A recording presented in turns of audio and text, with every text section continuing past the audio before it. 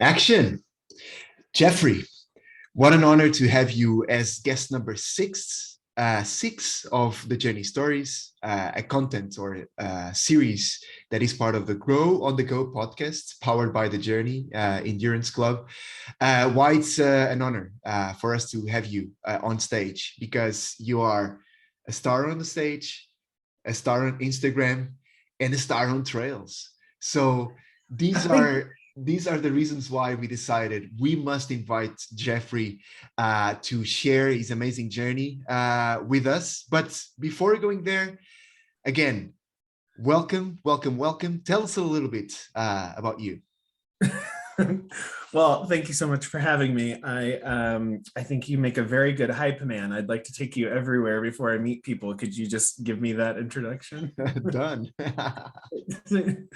Let's see. What am I doing? Telling you about myself. Well, in a nutshell, actor, comedian whose mom was diagnosed with heart failure when I was a little kid.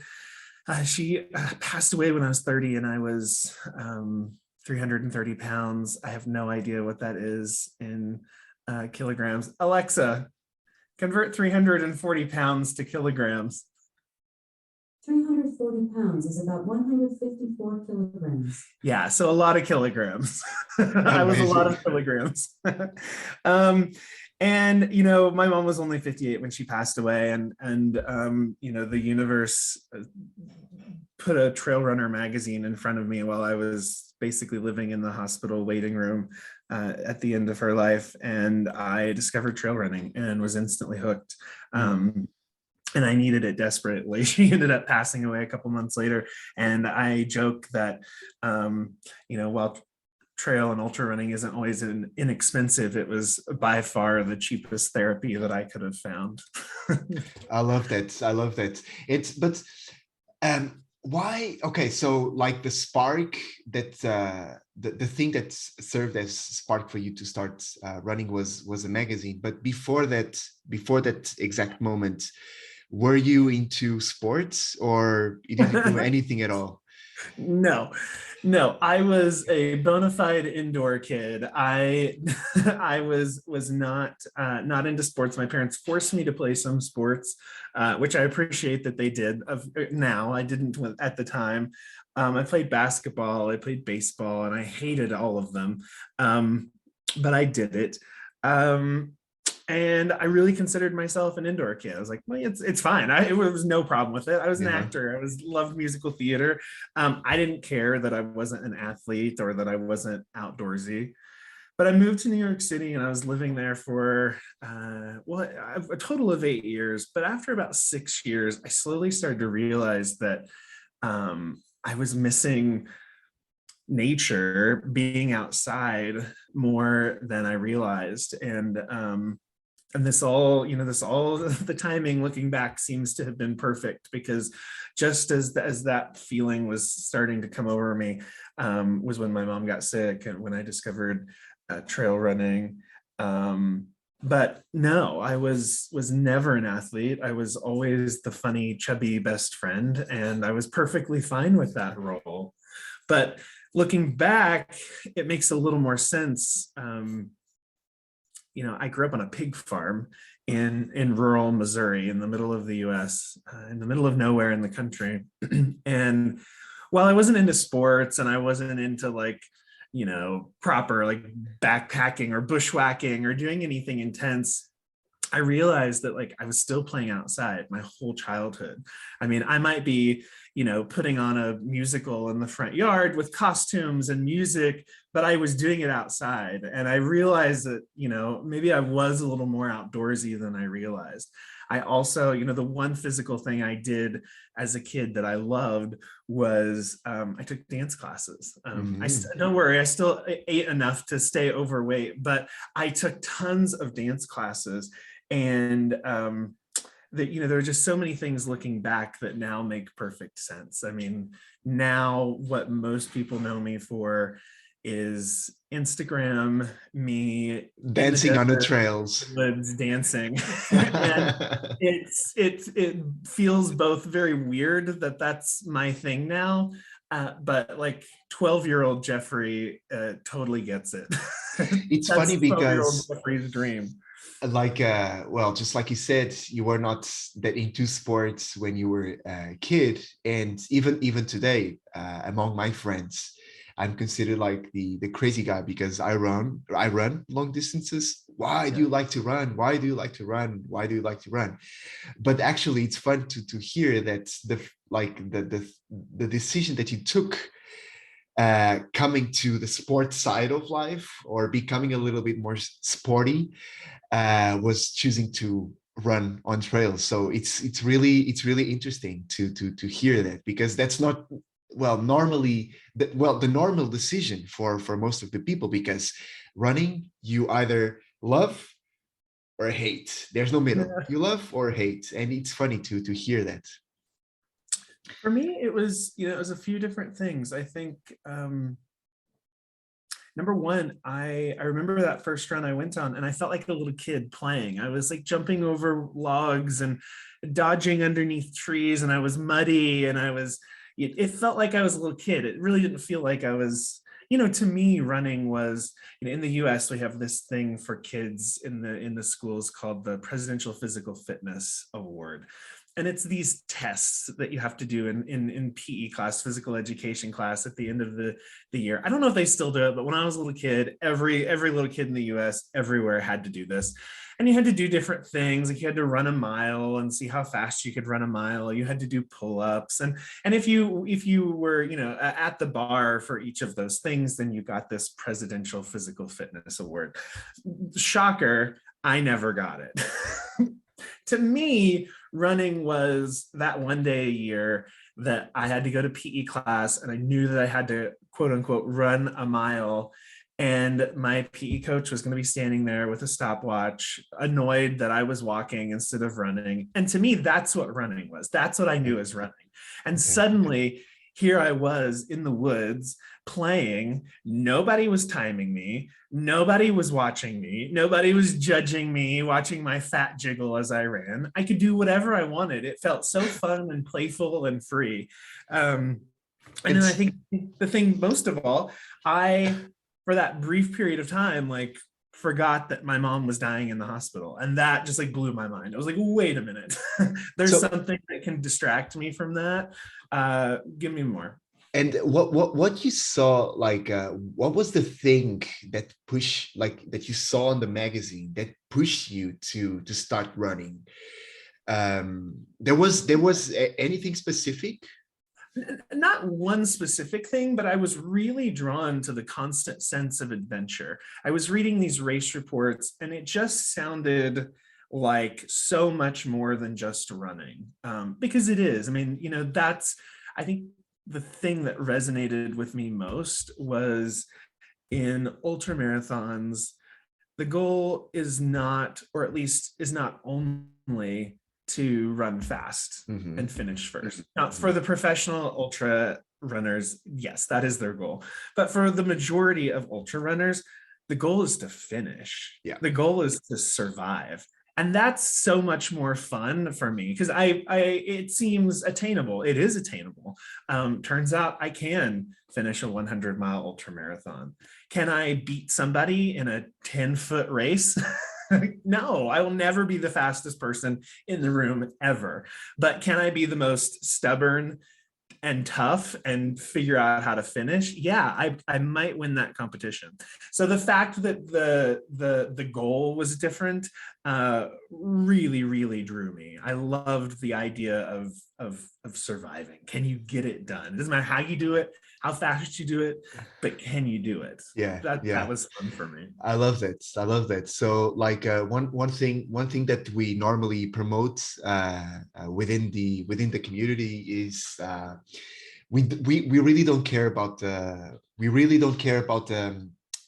pace. We really don't care about the place you finish. We all have the same finish line. So, and for sure that as soon as we start the race, the mission is exactly the same for everyone. Going faster or a little bit slower, the mission is exactly the same: to survive, to have fun, to discover, seeking comfort through discomfort. There's it like to go out and run on the trails is for sure like there are many lessons to be learned, and I love the way you put it. Back to the starting line, since we are talking finish line, back to the starting lines. Tell us a little bit more about the journey of losing 100 pounds through running. How was it? Well, it was first and foremost kind of accidental. I am rarely successful in losing weight when I try, but it turns out when you're running, 50 to 70 miles a week training, it's just, it's nearly impossible to keep all that extra weight on. So it was weird. It was fun to find something that finally felt like it was working. Everyone's tried, well, I guess not everyone, but a lot of people have tried a lot of diets, and we all know what it's like to fail with those. So to find something that I love doing anyway, and it has this added perk of dropping some pounds, that was a no-brainer. But it's also really easy to obsess over weight. I mean, we know that obviously having less, not having excess body fat is healthier. We can empirically say that is true. But I think the problem is we only see that finish line, and I think so many people who aren't they don't fit the bill of a professional athlete or of a runner, they're not tall, lean, and quick, don't ever start because they feel like it's impossible, or like there's nobody like them doing it, or they're going to get stared at, or there's so many barriers to people ever even entering that world. So I think it's a complicated discussion, but it's both of those things. It's I know that I would be more healthy if I had less pounds, but I also know that I would get out on the trail less. My mental health would be less if I spent all my time obsessing about the extra pounds. So I think in general, runners could use a good dose of being kinder to themselves. I see so many runners beating themselves up because of their times, or a run didn't go well, or they DNF'd at a race, or so many things to get consumed by. And it's really easy to forget how lucky you are that you get to be on the trail looking at these things. So that's kind of what I try to do with my social media accounts, is just to remind people to just have a freaking good time out there. It's hard. It doesn't mean we can't have goals. Everyone wants to be getting faster or stronger, or we all want to be moving forward, but don't forget to have fun while you're out there. There's those little things at the end of the day don't really matter. Thank you for saying that. Thank you for sharing that. That's the energy I believe that we need more and more within our sport, since we see that more people are joining the overall community, the overall trail running community. And I'm sure that we need more messages, just like the one you shared right now, because we know that's bad to compare pace times with each other. There's still lots of judgments, and when we go there in a minute, there's still lots of ego. I think there's still lots of focus on like the performance competition side, when we see that, of course, and that's important for the sport to grow. But I believe that if we look at 100% of the athletes, that's the trail runners, I would say that only 1 or 2% are professionals. Of course, I'm exaggerating, but something like that. I think that's pretty accurate. And I love the message. I love the message you shared. What was like during that process? And of course, the idea here is also to inspire someone who is trying also to lose weight and also enjoying and have fun on trails. What was the reason that was motivating you to continue because I believe that in the middle of the process, it was more than just losing pounds, was to, I don't know, because I know that then you decided to register yourself to go on a few races, on ultra running races. So maybe it was not only about losing some weight, but also to have different types of challenges. But what was the reason that kept you moving, and of course that allowed you to lose 100 pounds? I was just desperate to not end up in the same situation as my mom. Okay. And I was on that exact path. The doctors, there was no question about why my mom was dealing with heart failure, why she was struggling to keep her life at 58, which is, relatively so young. Mm-hmm. And it was just because of her health. It was because of her diet and her lifestyle. And I was like just locked in to that same path. And I felt like the only way I could jerk myself out of that trajectory was to do something crazy, was to just, what's something I can throw myself into, what's something that can, consume my time, keep me busy. And running was it. Okay. Lots of other added benefits came along with it, like losing some pounds, getting a lot stronger, generally more healthy, meeting some really cool people. I live in Utah. I moved to the mountains because I wanted to be able to do this as much as possible. To say it transformed my life is such an understatement. So there are all these other like smaller beneficial things, but goal number one was just a desperate attempt to not end up like my mom. Mm-hmm. And the preparation for the first ultra running races was only just by going out and put some miles in, or there was some specific training? Yeah, well, when she was in the hospital, when I first started running, I immediately signed up for a 20-mile trail run that was just, it was like a little over 2 months from the time that I signed up. Do not advise a couch to 20 miles in 10 weeks. But I signed up for it, and I don't know, I had found some free training plan online somewhere. And so that's what I was using. But then she ended up passing away about a month before the race. And there was just so much going on for a couple of weeks with family visiting and everything that goes along with those kind of life events. And I just assumed I wasn't going to run it, obviously. Like I wasn't ready. I wasn't going to be ready anyway. And now this roadblock. And it came to like a week before it, and I said, you know what, let's go. Like she would have wanted me to go. Like, what's the worst that happens? I don't finish it. Like, let's go for a run. Let's go. And it was awful. I finished it, but it was awful. It was in February in Missouri, which is very, very cold in Missouri in February. My water froze in my hydration tube. Like I didn't know that you had to get it in your shirt, so I didn't have water. I wore those Vibram 5-finger toe shoes, that are just made out of neoprene. I love them. They're so comfortable, but they should not be worn in February in Missouri, mud and ice.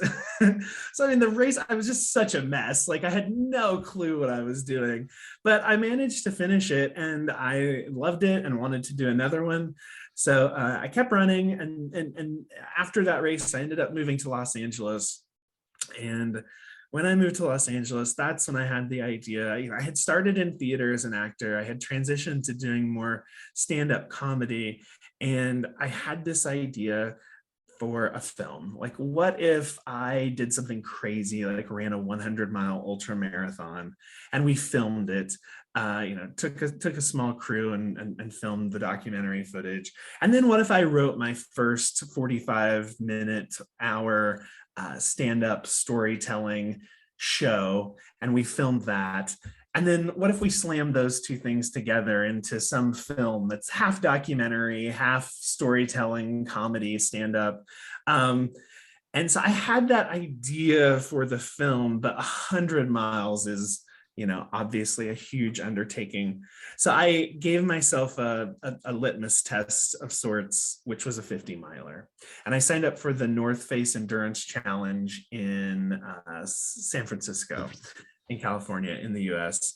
It's absolutely beautiful. You're running along the coast in the hills, and it's 50 miles. And I said, if I can do this, and I still am interested in 100 miles, then I can sign up, but not until I've done a 50 miler.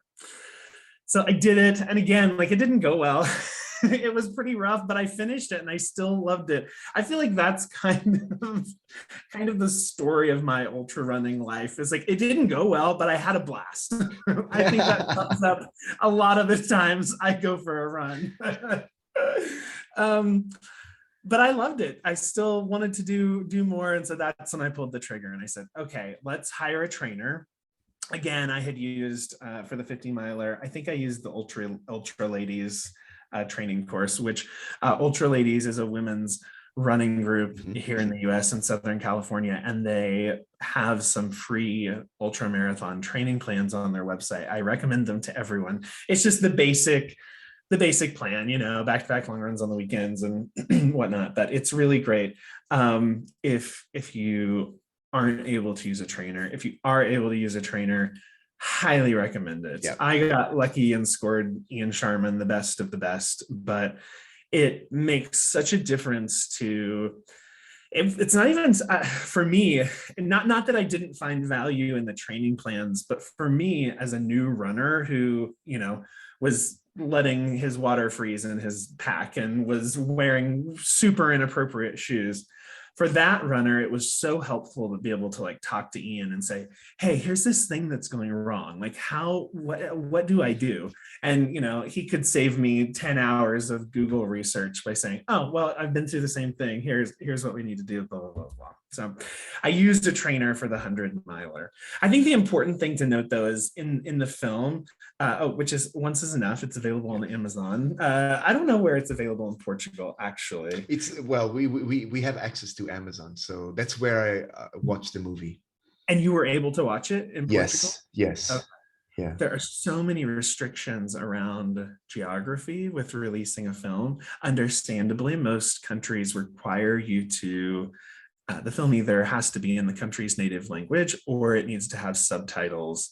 And I didn't know we did Portuguese subtitles, but we clearly did. Well, since most of us here in Portugal, we speak and understand English subtitles are enough. So yeah. Well, yeah. Sorry, I forget that the rest of the world no worries. To learn other languages. Oh, silly Americans. Let me ask you, because you already talked about two things. So it's always rough to finish, but in the end it's a blast for you. That's number one. And number two, you early touched the mental health thing. So one quick question: do you only work out or you also work in? So what I mean by this, do you also take care of your mental state, or running is your main way of meditate?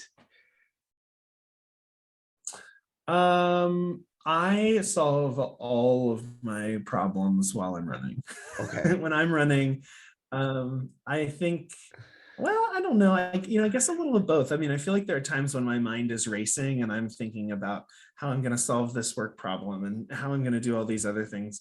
And then there are other times that I feel like I go a little numb. You know that feeling when you're driving your car somewhere and you arrive?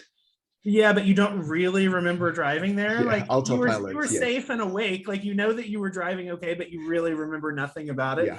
I have that feeling constantly when I'm running.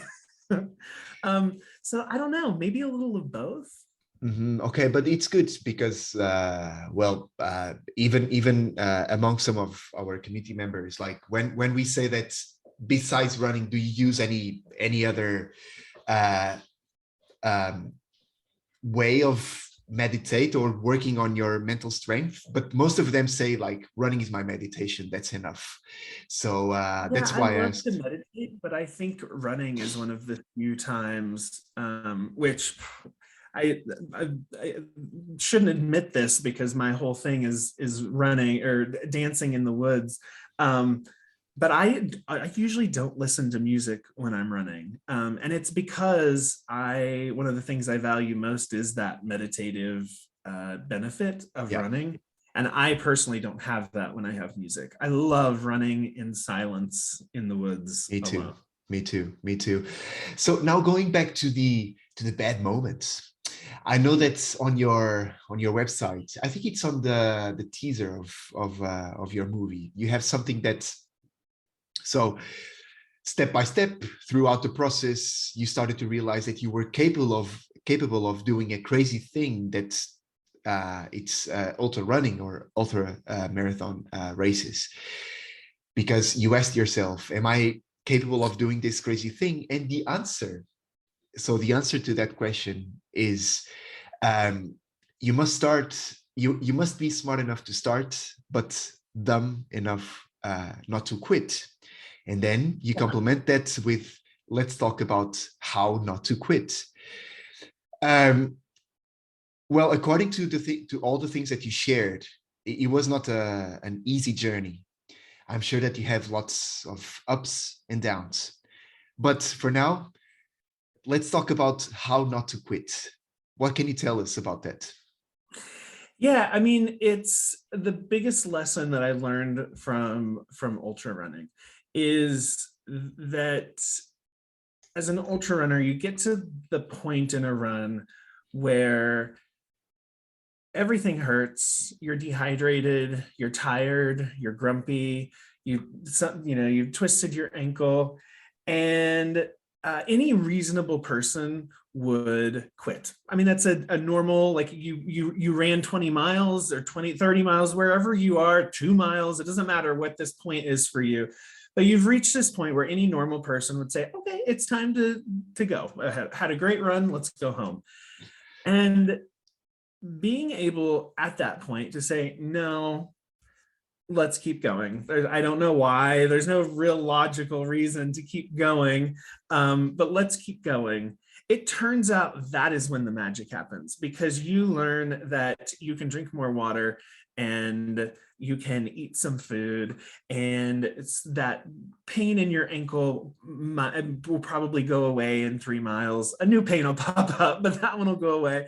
And you suddenly realize that all of those things were temporary. In that moment when you were choosing to quit, it felt like they were overwhelming and there was no way out of it. But if you foolishly, against all instinct, keep pushing, some really magical stuff happens. And very few people ever push themselves past that point. And it's not just in the running world, it's everywhere. Everywhere. I mean, when I had the idea for the film, I reached out to a lot of my friends in the industry for advice. And one thing they kept saying over and over again was just finish it. And I was finally asked one, I was like, why are you the third person to tell me, like, just finish it? Like, if I'm going to make a movie, obviously I'm going to finish it. And they're like, no, it's so hard. And it's funny because everyone wants to talk to me about what it's like to run a 100-mile ultramarathon. But quite frankly, the filmmaking process was the harder, more arduous journey, marathon of the two. But I finally asked one of them, why does everyone keep saying, like, just be sure you finish it? And they said, because most people don't. I don't remember the stat, but it's something like 95, 96% of independent films that start production never finish. They never end up with a finished film. And that is just, I think, paralleled in the ultra running community. I think so many people would never try. Why would you, people wouldn't even think of running. A lot of people wouldn't even think of running a marathon. Why in God's name would you think about running 100 miles? So you instantly set yourself apart. You instantly learn about yourself. But how not to quit is so complicated. It's that title, smart enough to start, dumb enough not to quit. is the title of one of my talks that I do sometimes. I do some motivational speaking.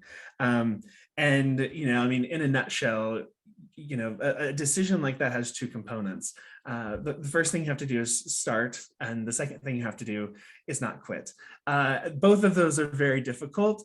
One of them, I would say, not quitting, is definitely the harder of the two. But it turns out there are things that you can do when you start to help you not quit. You can create an environment, you can surround yourself with people and things and preparedness so that in those future moments, you can anticipate those future moments.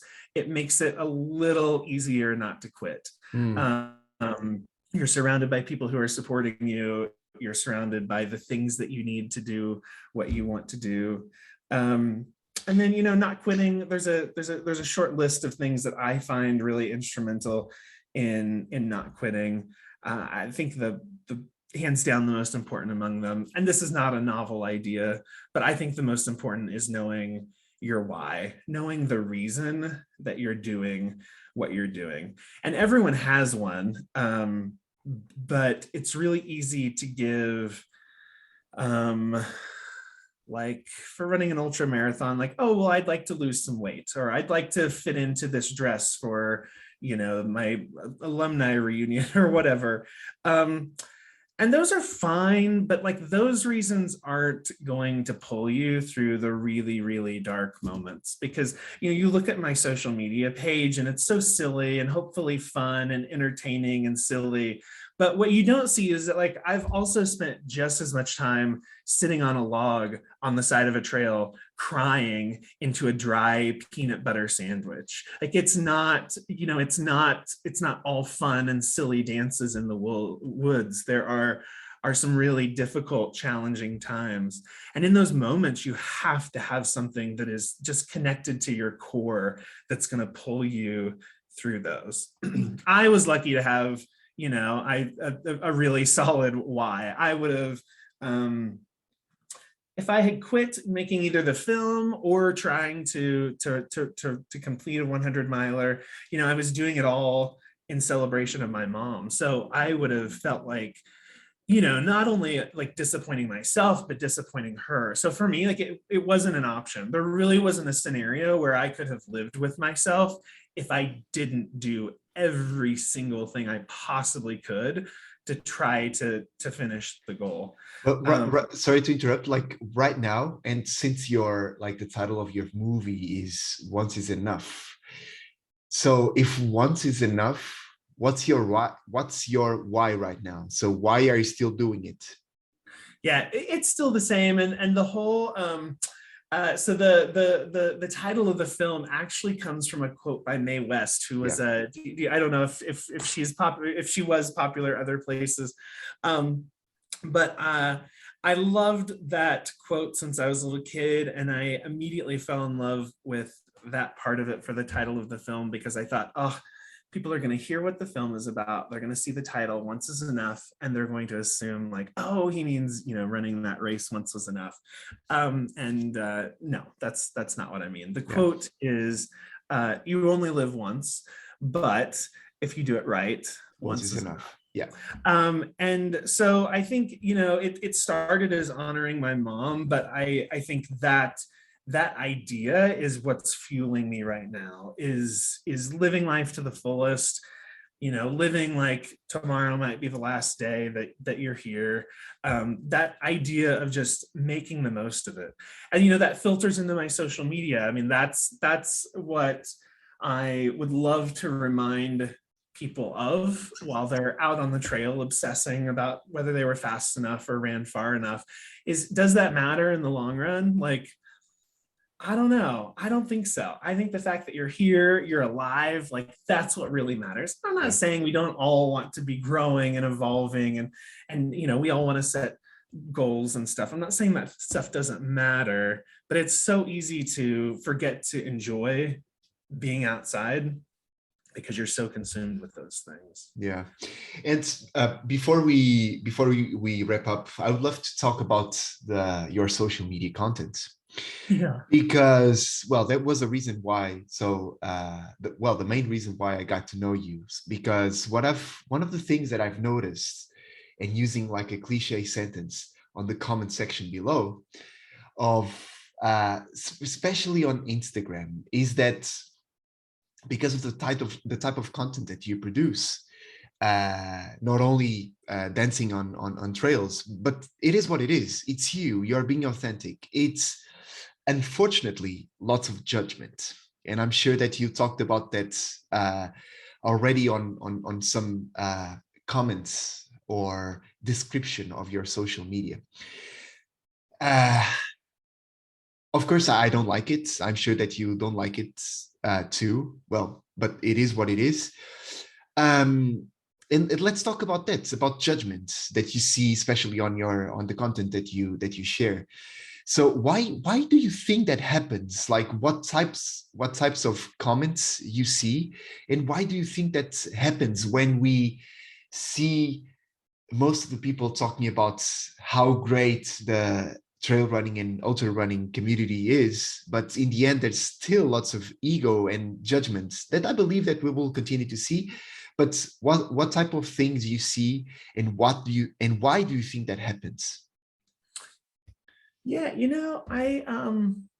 I think when people behave badly like that on social media and leave those comments, I think it says so much more about them than they're trying to say about me or whatever they're commenting on. Anyone who's ever commented about my weight in a like backhanded or negative way has almost exclusively been an overweight white male around my age. So I don't know. I don't know why, but that's a really, really specific demo who like that tends to be the people who leave me nasty comments. But it also should be noted that I have a friend who's an influencer who posts very similar content to mine, has similar number of followers, and I'll post a video and get one crappy comment. And for every one crappy comment I get, she will get at least 10.